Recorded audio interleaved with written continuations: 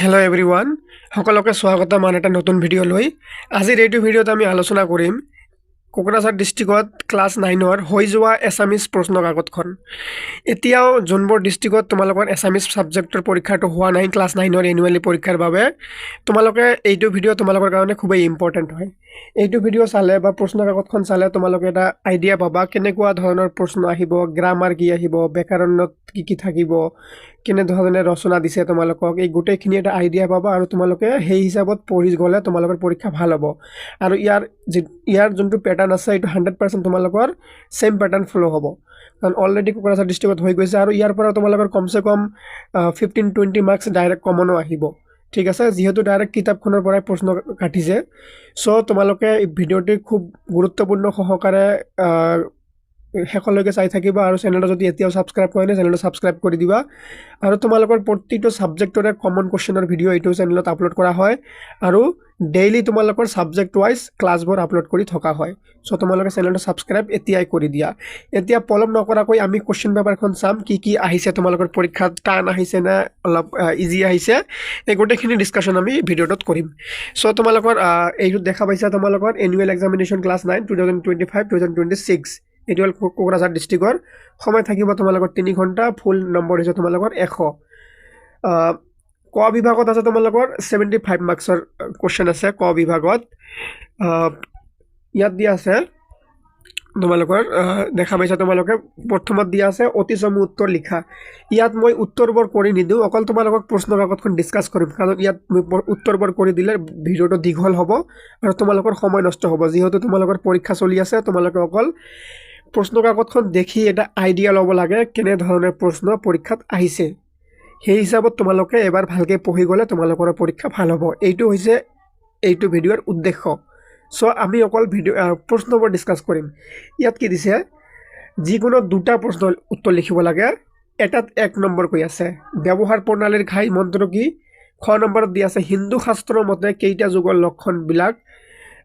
নিৰ্ণয় কৰি থোৱা আছে। ইয়াত 3টা দিয়া আছে। অন্ধবিশ্বাস আৰু কুসংস্কাৰ প্ৰবন্ধৰ লেখক গৰাকীৰ নাম লিখা। মই তোমালোকক যেতিয়া মই এছামিছৰ কমন ভিডিঅ' দিছিলোঁ, মই তোমালোকক বাৰে বাৰে কৈছিলোঁ প্ৰতিটো চেপ্টাৰৰে তোমালোকে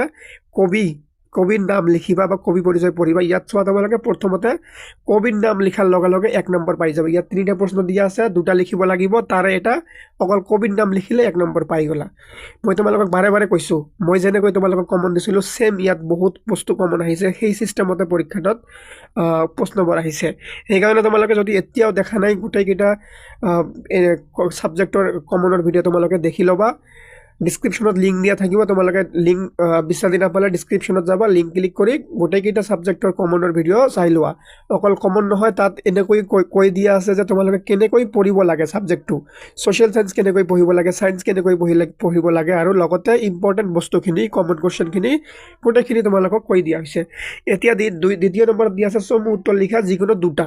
এটাত 2 নম্বৰকৈ দিয়া আছে, 2টা লিখিব লাগে। যেনেকৈ ভাৰতবৰ্ষৰ ভৌগোলিক অৱস্থান কি কাৰণে বৈচিত্ৰ্যপূৰ্ণ বুলি কোৱা হয় লিখা। পিপলান্ত্ৰী গাঁৱৰ পৰিৱেশ কি কাৰণত প্ৰদূষিত হৈছিল? লোক সংস্কৃতি বুলিলে কি বুজে? একেবাৰে সহজ আহিছে, এইবোৰ ডাইৰেক্ট তোমালোকৰ প্ৰশ্নাৱলীৰ পৰা প্ৰশ্ন উঠাই দিছে। 3টা দিছে, 2টা লিখিব লাগে। এইবোৰ সহজ হৈছে আৰু এইবোৰ আমি গোটেইখিনি সুন্দৰকৈ আলোচনা কৰিছোঁ। 3 নম্বৰত দিয়া আছে তলৰ যিকোনো এটাৰ উত্তৰ লিখা। 4 নম্বৰ দিয়া আছে সকলোৰে সৈতে মিলেৰে থাকিব খুজিলে আনৰ কি কথা লুকাই ৰাখিবলৈ জানিব লাগে বুলি লেখকে উল্লেখ কৰিছে, পাঠৰ আধাৰত বৰ্ণনা কৰা। খ নম্বৰত দিয়া আছে পিপলান্ত্ৰী গাঁৱৰ মুখিয়ালজনৰ নাম কি? তেওঁ গাঁৱৰ কন্যা সন্তান জন্ম হ'লে কি নিয়ম পালন কৰিবলৈ গাঁওবাসীক আহ্বান জনাইছিল? একেবাৰে ইজি হয় এইবোৰ বস্তু। চ' তোমালোকে এইবোৰ বস্তু ভালকৈ পঢ়িব লাগে। তাৰপিছত তোমালোকৰ 4 নম্বৰত দিয়া আছে অতি চমু উত্তৰ লিখা, যিকোনো 2টা। এটাত 1 নম্বৰকৈ থাকিব। পিপলান্ত্ৰী গাঁৱত, এই পিপলান্ত্ৰী গাঁৱত যে আছে উন্নতৰ বাটেৰে আগবঢ়া গাঁওখন যে এটা পাঠৰ নাম আছে, তাৰ পৰা প্ৰশ্ন অহা বাৰে বাৰে দেখা গৈছে। সেইকাৰণে তোমালোকে সেইটো পাঠ ভালকৈ পঢ়িব অলপ। পিপলান্ত্ৰী গাঁৱৰ ভূগৰ্ভৰ পানী কিমান ফুট তললৈ নামি গৈছিল? নিৰ্মলে কিয় দোকানখনৰ ফালে আগবাঢ়ি গৈছিল? মাই যশোৱা হে, এইটো হ'ল তোমালোকৰ শিশুলীলাৰ পৰা দিছে। এই গীতটো কোনে প্ৰথমে লিখিত ৰূপ দিছিল? ইয়াত যিকোনো 2টা লিখিব লাগে, 2 নম্বৰ, একেবাৰে শ্বৰ্ট কুৱেশ্যন। ইজি আহিছে এতিয়ালৈকে ইজি পাইছোঁ আমি ব্যাকৰণ আৰু ৰচনাবোৰ চাম কি আছে এইবোৰ যদি ইজি আহিছে তো পেপাৰখন ইজি বুলিয়ে কোৱা যাব এতিয়ালৈকে ইজিয়ে আছে টান হোৱা নাই তাৰপিছত দিয়া আছে তলৰ যিকোনো এটা প্ৰশ্নৰ উত্তৰ লিখা প্ৰকৃতি জগতৰ গতিবিধি লক্ষ্য কৰিও সময় কেনেকৈ নিৰূপণ কৰিব পাৰি লিখা 2 নম্বৰ আছে যিকোনো এটা লিখিব লাগে আৰু আন এটা দিছে তো এইবোৰ এৰিব লাগিব সিদ্ধান্ত ইয়াতে কোনে কি বস্তু এবাৰ এৰাৰ কথা কৈছে এইবোৰ ইজি একেবাৰে তোমালোকক ডাইৰেক্ট তোমালোকৰ প্ৰশ্নাৱলীৰ পৰা প্ৰশ্ন এইবাৰ উঠাই দিছে যিকোনো এটা প্ৰশ্নৰ উত্তৰ লিখা 4 নম্বৰ থাকিব অন্ধবিশ্বাস আৰু কুসংস্কাৰ উৰা বাতৰিৰ বুলি কোনোবা কোৱা হয় চমু বিৱৰণ দিয়া অন্ধবিশ্বাস পাঠটো ভালকৈ পঢ়ি ল'বা ইম্পৰ্টেণ্ট আছে ইয়াৰ পৰা প্ৰশ্ন বাৰে বাৰে অহা দেখা গৈ আছে 6 নম্বৰত দিয়া আছে ভাৰতৰ বিভিন্ন অঞ্চলৰ মানুহৰ মাজত থকা খাদ্য প্ৰকৰণ আৰু সাজপাৰৰ বিষয়ে পাঠত উল্লেখ থকাৰ দৰে চমুকৈ বৰ্ণনা কৰা এইটো তোমালোকে ভালকৈ পঢ়িবা দুটা দিছে এটা লিখিব লাগে আৰু নেক্সট কি দিছে অতি চমু উত্তৰ লিখা যিকোনো দুটাৰ তিনিটা দিছে দুটা লিখিব লাগে কি দিছে সপ্তসুৰ কি ভাৰতবৰ্ষত কোন ধৰ্মাৱলম্বী লোকসকল বাস কৰে ঘ নম্বৰ দিছে নিৰ্মলে কিয় বহুদিনৰ বাবে বাহিৰলৈ যাবলগীয়া হৈছিল তিনিটা দিছে দুটা লিখিব লাগিব এইবোৰ তোমালোকৰ ডাইৰেক্ট প্ৰশ্নাৱলীৰ পৰা উঠাই দিয়া প্ৰশ্ন হয় 8 নম্বৰত দিয়া আছে চমু উত্তৰ লিখা যিকোনো এটা 2 নম্বৰ থাকিব সেনাৰ জেউতি অমান্য কৰিলে নকমে কথাষাৰৰ তাৎপৰ্য ব্যাখ্যা কৰা সিদ্ধাৰ্থই কিয় নিঃসংগতাত ভুগিছিল যুঁজ গল্পটোত এখন নিশাচক্ত কিশোৰৰ মনৰ জগতখন কেনেদৰে অংকন কৰা হৈছে সৰি এইটো তোমালোকৰ 9 নম্বৰৰ ইয়াত দুটা দিয়া আছে দুটাৰ যিকোনো এটা লিখিব লাগিব 2 নম্বৰ থাকিব 9 নম্বৰত দিয়া আছে যুঁজ গল্পটোত এজন নিশাসক্ত কিশোৰৰ মন জগতখন কেনেদৰে অংকন কৰা হৈছে বহলাই লিখা নাইবা সময়ক কিহৰ লগত তুলনা কৰা হয় কাৰ্যকৰম অনুসৰি এইবোৰ একেবাৰে ইজি প্ৰশ্ন হয় এইবোৰ তোমালোকৰ ডাইৰেক্ট প্ৰশ্নাৱলীৰ পৰা উঠাই দিয়া হৈছে আৰু আমি প্ৰতিটো চেপ্টাৰত এইবোৰ কোৱেশ্চনৰ এনসাৰ বহুত ভালকৈ আলোচনা কৰিছোঁ তাৰপিছত তোমালোকৰ 10 নম্বৰত দিয়া আছে কি অতি চমু উত্তৰ লিখা সৌম বস্ত্ৰ পিন্ধি দিব্যক আছে কটিত মেখেলা বান্ধি আছে ইয়াত সৌম বস্ত্ৰ মানে কি লিখিব লাগে এইটো অলপ টান আহিছে 6 নম্বৰত দিয়া আছে আহিছে মানুহ গৈছে মানুহ মায়াপী জীৱ কবিয়ে মায়াপী জীৱ বুলি কাক সম্বোধন কৰিছে এইটো তোমালোকৰ কমন আহিছে ডাইৰেক্ট এতিয়া তোমালোকৰ নেক্সট দিয়া আছে 11 নম্বৰত চমু উত্তৰ দিয়া শিকিয়াৰ পৰা নমাই আনি বানৰক দেন্দদলি হানি ইয়াত বানৰক দেন্দদলি হানি বুলি কি কথা প্ৰকাশ কৰা হৈছে ইয়াত থাকিব 2 নম্বৰ 1 নম্বৰ থাকিব ইয়াত আৰু পিছত থাকিব 1 নম্বৰ কৰা পূজা পাঠ্য লৈ জয় মানৱদেৱ পাঠ্য লৈ মানুহক পূজা কৰাৰ অৰ্থ কি এই দুটা বস্তু অলপ পাঠৰ ভিত্তিক হয় পাঠৰ ভিতৰুৱা হয় কিন্তু যদি পাঠবোৰ ভালকৈ পঢ়িছে সেইবোৰ ষ্টুডেণ্ট পাই যাব আৰামছে তাৰপিছত দিয়া আছে শিশুলীলা পাঠটিত ফুটি উঠা ইয়াত কি কৈছে শিশুলীলা পাঠটিত ফুটি উঠা শ্ৰীকৃষ্ণৰ মানৱীয় ৰূপৰ বিষয়ে নিজৰ ভাষাৰে লিখা এইটো মই তোমালোকক ডাইৰেক্ট কমন দিছিলোঁ এতিয়াও তোমালোকে যদি কমনৰ ভিডিঅ' চোৱা নাই তোমালোকে দেখা পাবা এইটো ভিডিঅ' এই প্ৰশ্নটো মই ডাইৰেক্ট তোমালোকক কমনত দিছোঁ যে এই প্ৰশ্নটো কমন আহিব শিশুলীলা পাঠটিত ফুটি উঠা শ্ৰীকৃষ্ণৰ মানৱীয় ৰূপৰ বিষয়ে নিজৰ ভাষাৰে লিখা এইটো মই তোমালোকক ডাইৰেক্ট কমন দিছিলোঁ দেখিছা কেনেকৈ কমন পৰিছে এইটোও কমন দি আছে মানৱ বন্ধনৰ কবিতাটিৰ মূল ভাৱ লিখে এইটোও কমন দি আছে এই দুটা প্ৰশ্ন তোমালোকক কমন মই দিছিলোঁ ঠিক আছে এইটোতে প্ৰমাণ হ'ল যে মোৰ কমন মই দিয়া কমনখিনি তোমালোকৰ হেল্প হ'ব পৰীক্ষাত ঠিক আছে চ' তোমালোকে গোটেইখিনি কমনৰ ভিডিঅ'খিনি তোমালোকে দেখি ল'ব পাৰা 3 নম্বৰত দিয়া আছে অতি চমু উত্তৰ লিখা যিকোনো দুটা কেনেকুৱা গীত আৰু ছবিক সকলোৱে ভাল পায় বুলি কৈছে এইবোৰ ডাইৰেক্ট তোমালোকৰ প্ৰশ্নাৱলীৰ পৰা উঠাই দিয়া প্ৰশ্ন একেবাৰে ইজি হৈছে প্ৰচণ্ড ধুমুহাই কবিক কি প্ৰশ্ন কৰিছিল মোৰ দেশ কবিতাত কি ৰূপ জিলিকে একেবাৰে ইজি প্ৰশ্ন হৈছে এতিয়ালৈকেতো মই টান হোৱা দেখা নাই 14 নম্বৰত দিয়া আছে তলৰ যিকোনো এটাৰ অতি চমু উত্তৰ লিখা সদায় কাণেৰে শুনা কথা দিয় গীত হ'লে প্ৰাণ টানি ধৰে বুলি তুমি কিয় ভাবা তাৰ বাবে শতবাৰ প্ৰণিপাত কৰক কবিয়ে কি কাৰণে শতবাৰ প্ৰণিপাত জনাইছে এইটো প্ৰশ্ন অলপ টান আহিছে শান্তিৰ চৰাইজনীক আজলি ভৰাই কবিয়ে কি উপহাৰ দিছে ইজি হৈছে প্ৰশ্নটো এতিয়া তোমালোকৰ ব্যাখ্যা যিকোনো এটা ব্যাখ্যা কৰিব লাগে থাকিব 4 নম্বৰ দিছে দুটাৰ ভিতৰত এটা কৰিব লাগে প্ৰচণ্ড ধুমুহাই প্ৰশ্ন কৰিলে মোক তোমাৰ প্ৰাপ্য কি কোৱা মনৰ দুৱাৰ বেলি নিৰ্ভীকভাৱে কল এইটো কমন আহিছে ডাইৰেক্ট পাঠৰ পৰা দিছে এনে বহু যাত্ৰা শেষ মোৰ ঠিকে আছে এইবাৰ যদি অলপ ভালকৈ পঢ়িছে পাই যাব 16 নম্বৰত দিয়া আছে তলৰ যিকোনো দুটাৰ সন্ধি ভঙোৱা মই তোমালোকক যোৱাকালি এটা ভিডিঅ' দিছিলোঁ ব্যাকৰণ কমন হোৱাৰ কাৰণে তোমালোকে একজেক্টলি এইবোৰ বস্তু দেখা পাবা মই তোমালোকক জাষ্ট বেছি দিন হোৱা নাই মই যোৱাকালি তোমাক এটা কমনৰ ভিডিঅ' দিছোঁ এইবোৰ বস্তু তোমালোকক মই ডাইৰেক্ট দিছিলোঁ যে সন্ধি ভঙা থাকিব দুটা মই এনেকৈ কৈছিলোঁ সন্ধিৰ সময়ত দুটা থাকিব আৰু এইবোৰ গোটেইকেইটা পাৰ্ট ভিত্তিক আহিব প্ৰতিটো পাঠৰ শেষত যে তোমালোকৰ ভাষা বিষয়ক থাকে তাৰে পৰা দিয়া থাকিব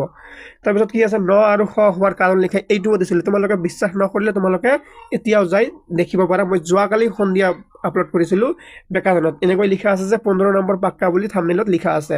সমাৰ্থক শব্দ যিকোনো থাকিব বিপৰীতাৰ্থক শব্দ থাকিব এই গোটেইকেইটা বস্তু মই আলোচনা কৰিছিলোঁ যোৱাকালি মাত্ৰ সো এইবোৰ বস্তু তোমালোকৰ ইজি আহিছে ডাইৰেক্ট তাৰপিছত তোমালোকে কি হৈছে যিকোনো জুৰীয়া শব্দটোৰ এটা বাক্য ৰচনা কৰা এইটো বাক্য ৰচনা কৰিব লাগে এইবোৰ ইজিয়ে হয় তাৰপিছত তোমালোকৰ বাক্যটি শুদ্ধকৈ লিখা এইবোৰতো তোমালোকে পাবাই নেক্সট দিয়া আছে কি এটা কথাত প্ৰকাশ কৰা যিকোনো এটা ত্ৰি বা তিনি ফলৰ সমাহৰ জলতে চৰে যি এইবোৰ তোমালোকে এটা কথাত প্ৰকাশ কৰিব লাগে ইজিয়ে হৈছে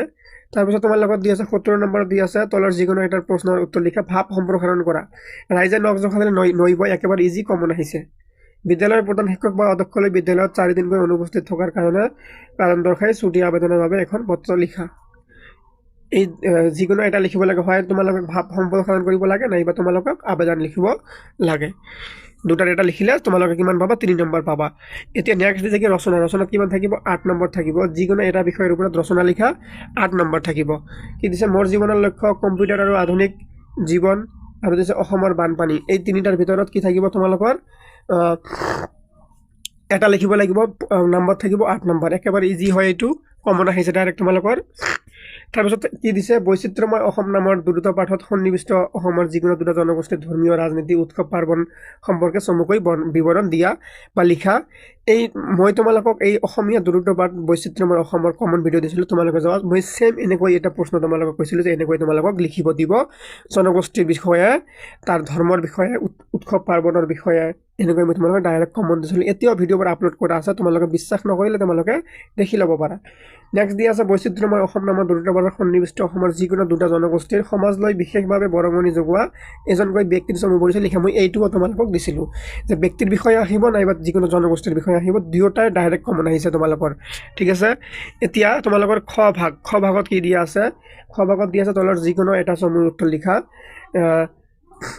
এইবোৰ ইজি হয় এইবোৰ ডাইৰেক্ট তোমালোকৰ প্ৰশ্নাৱলীৰ পৰা দিছে তাৰপিছত ইয়াত দিয়া আছে দ্বিতীয় নম্বৰত দিয়া আছে শ্ৰীকৃষ্ণই গোপীৰ মুখত কিয় লৱণ দিছিল এইবোৰ তোমালোকে একদম ইজি প্ৰশ্ন আহিছে এইবোৰ তোমালোকে জাষ্ট দেখি লোৱা আৰু আইডিয়া কৰি লোৱা কেনেকৈ তোমালোকে পঢ়ি যাবা পৰীক্ষাত এছামিছৰ কাৰণে মাত্ৰ যশোদাই কনাইক লগ পাই কি কথা কৈছিল আৰু কিদৰে পুত্ৰ চেনে এইবোৰ একেবাৰে ইজি আহিছে মাধৱ কন্দলীৰ বিষয়ে আহিছে এইবোৰ একেবাৰে ইজি প্ৰশ্ন তোমালোকে জাষ্ট ভিডিঅ'টো এবাৰ প্ৰশ্নবোৰ চাই লোৱা কেনেকুৱা ধৰণৰ প্ৰশ্ন আহিছে ব্যাখ্যা আহিছে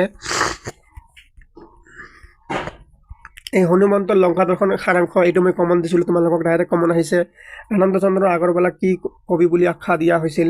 তলৰ যিকোনো এটা শব্দৰ আধুনিক ৰূপ লিখা এইটো মই তোমালোকক ডাইৰেক্ট কমন দিছিলোঁ যোৱাকালি তাৰপিছত তোমালোকক বাঘ কি সুন্দৰ দৃশ্য এইবোৰ ইজি হয় একেবাৰে